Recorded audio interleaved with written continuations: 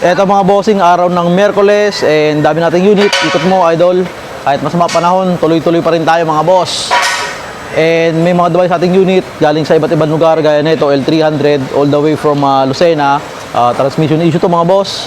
And meron tayo ditong Gen 3 na for rebuild ng transmission manual. Yan, may problema yung third gear.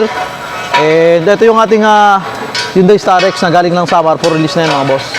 And ito yung ating pinakang highlight all the way from Bicol pa to mga boss. And ang problema na to is stuck sa third gear. And ayun, hindi mo natin to i-scan and i-actual troubleshoot mo natin to.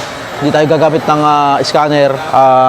Gagawin natin dyan mga boss is nag-base lang tayo sa sinabi ng may-ari. Sabi ni sir kasi nagbibiling daw yung drive nito and hanggang segunda na lang. And ayan, pinalifter ko na.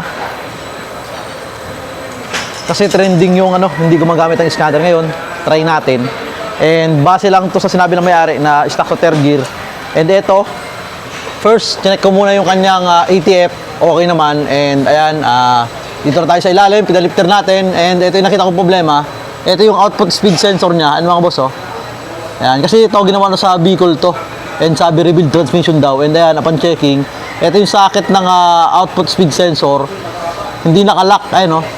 Ayan, oh. Nagagalaw ko lang siya, oh. Ayan, oh. Dapat maglalak yan. Ayan, oh. Ayan.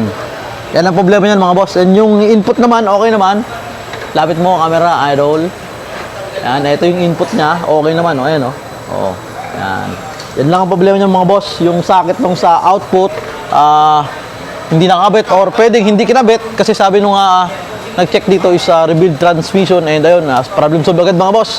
Hindi tayo maawi sa rebuild ng transmission ng Monterrey boss and syempre galing pa ito ng Bicol and masaya si bossing kasi hindi siya napaggastos ng malaki.